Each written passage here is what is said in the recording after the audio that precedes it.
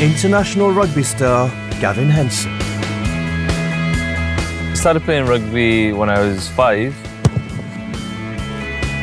Rugby's always been an important part of my life, just in the blood. Very nearly running into his own man. Henson again, spotting space in behind Davis. He's picked it out beautifully as well. He has won 33 caps for the Wales national team and 1 for the British and Irish Lions. He was also part of a Wales team that won Grand Slams in the Six Nations Championship in 2005 and 2008. He's also played for the British and Irish Lions in their 2005 tour to New Zealand. Who am I talking about? Gavin Henson is the player I'm talking about. He began his rugby journey at Bryn Teg Comprehensive School in Bridgend, Wales. Despite his roots in Bridgend, he made the bold move to join Swansea RFC at just 18 years old. His remarkable talent didn't go unnoticed, as he was honoured with the International Rugby Board's Young Player of the Year award in 2001. This honour didn't just come in vain. During this period, he laid the groundwork for his international career by earning a spot on the Wales A team, but this was just the beginning. His big break came in June 2001, when he made his debut for Wales in a test against Japan, making a memorable entrance as a substitute. Soon after, he seized the spotlight as he started in his next match, showcasing his skills as a fly half against Romania on September 19, 2001. But let this not fool you that Henson's journey was a smooth one. He's experienced both victory and heartache during his career. How, you may ask?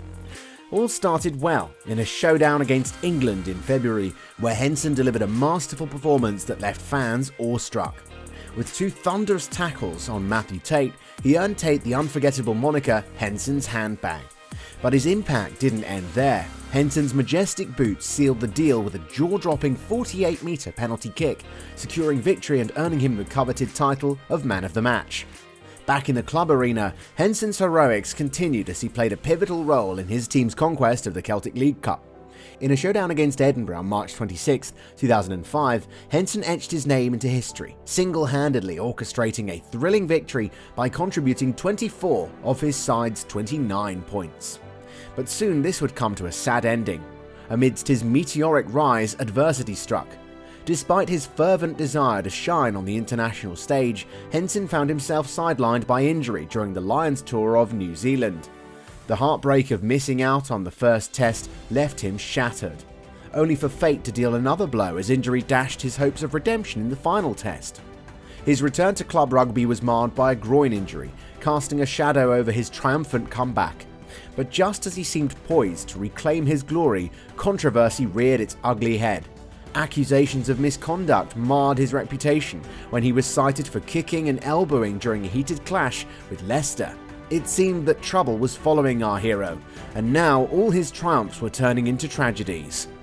Though cleared of the kicking charge, the stain of guilt lingered as he faced a suspension that threatened to derail his career. Despite the turmoil, Henson's indomitable spirit prevailed, propelling him back into the international spotlight as he made a defiant return against Ireland, determined to reclaim his rightful place among rugby's elite. The comeback. In October 2005, Henson's book, My Grand Slam Year, hit the shelves. It caused a stir because he talked openly about his time with the Lions and other players. This got him a lot of attention, but also some trouble with his teammates. He had to say sorry to them. Then, when the 2007 Rugby World Cup came around, his coach Gareth Jenkins didn't pick him for the Welsh squad because he wasn't sure if Henson was fit enough after his Achilles tendon injury. But Henson didn't give up. Nigel Davies, the temporary coach, brought him back into the Welsh squad to play against South Africa right after the World Cup. He played in all of Wales's 2008 Six Nations Championship games, and they ended up winning the Grand Slam again. However, things took a turn in March 2009 when Wales faced Ireland. Despite Henson's efforts, Wales lost the match 17-15.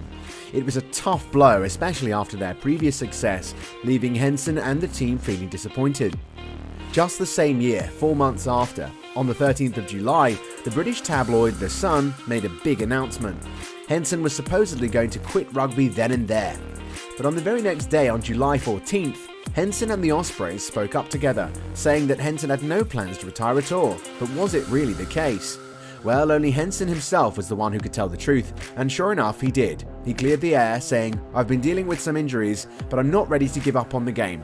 Later that year, Mike Turner from the Crusaders RL, who were playing in the Super League at the time, mentioned that if Henson ever thought about trying rugby league, they'd be open to chatting with him. But since then, Henson hasn't said anything official about it or shown any interest in joining a Super League club. He did go to some of the Crusaders matches in 2009 though. 1 year later, Henson made his debut at Wembley Stadium on Boxing Day in a match against the London Wasps.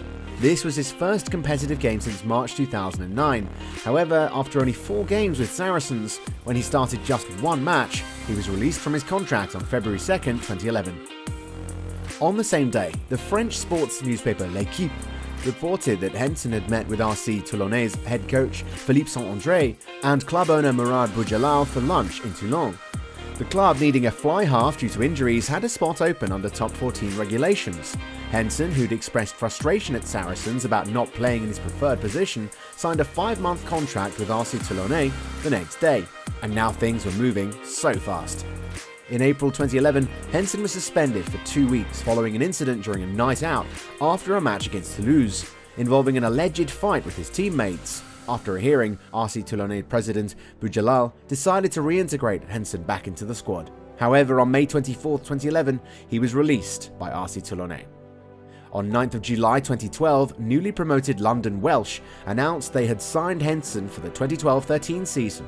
But a year later, after their relegation, it was announced that Henson would join Bath for the next season.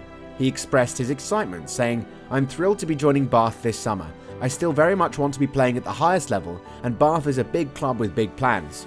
But this happiness wouldn't last for long. He was knocked out by Bath teammate Carl Ferns during a night out. Despite this, he improved his form at Bath, notably in the centre, and rejected an approach from Newport Gwent Dragons to extend his contract with Bath.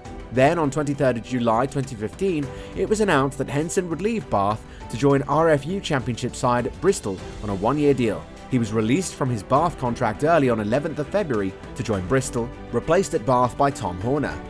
Henson then returned to Wales, signing a 2-year contract with the Dragons in the Pro 14 for the 17-18 season. After being released by the Dragons at the end of the 18-19 season, Henson retired from professional rugby and bought a pub. However, on the 18th of September 2020, it was announced that he was joining the Rugby League time West Wales Raiders, who play in the league's 3rd tier. He made his debut on the 21st of March 2021 in a Challenge Cup match, where the team suffered a 4-58 home defeat to Widnes Vikings. Since that game, he's not featured again for the team. Well, that leaves us with one question. What moment of this journey do you find the most surprising? Don't forget to like, subscribe and share your thoughts in the comments below. See you in the next video.